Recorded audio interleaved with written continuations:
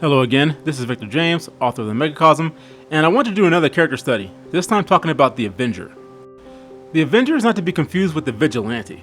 While the two usually have overlapping origins, a Vigilante is someone who takes the law into their own hands.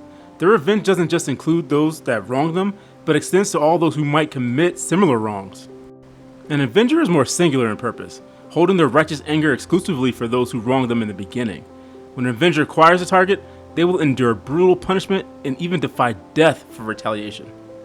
Cain Burgess in Avengement is a small-time crook in London who wants to go straight.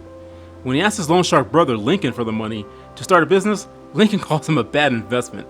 Lincoln only agrees to give Cain money when Cain agrees to pull a job for him. At first, the robbery seems simple enough until his victim is tragically killed in an accident. But Cain actually has a good heart, and he stops to check on her long enough to get arrested. Cain is then interrogated by the police and beaten when he refuses to cooperate.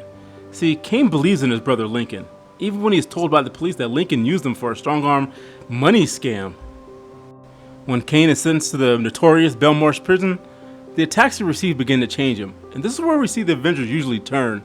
Once the inciting incident is triggered that changes his life forever, we always see the Avenger begin to succumb to the world around him. To kill a monster, you have to become a monster. At least, that's what the Avenger believes in their heart. Cain becomes a brutal inmate, refusing to let Belmarsh break him, and he descends into a world of anger and ruthless violence. As the attacks grow in ferocity, Cain changes from the kind-hearted man we saw into a monster that would do anything to survive. The constant battles leave him scarred, not just on his face, but on the inside as well. Once Cain realizes that the attacks are being paid for by his brother Lincoln, who thinks he will snitch on him for his loan sharking scheme, Cain refits his mind towards revenge. And this is where the Avengers deviate from the Vigilante, as Avengement is their solitary goal. Their bodies will be bloodied and broken, but their spirit abides, and they spit in death's face until their goal is met. The Avenger is still compelling because every human dreams that they had the fortitude and the strength to right a horrendous wrong done to them, or to someone they love. Most of us will never be tested, but we all hope that when the chips are down, we have the will to rise above it. But in the end, the Avenger story is usually a tragedy. Yes, they may get their revenge, but at the cost of their soul and humanity, and often their lives. Because like the Bible says in Romans 12:21, be not overcome of evil, but overcome evil with good. Or even more apt, it's Mark 8:36, for what shall it profit a man if he should gain the whole world and lose his soul?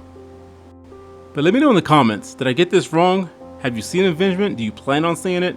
And please tell me who your favorite Avenger is. I know there's a lot of movies with Avengers out there, and I plan to do more videos about them, but let me know your favorite in the comments. So as usual, you can buy my book, Fiasco Adventure, on Amazon.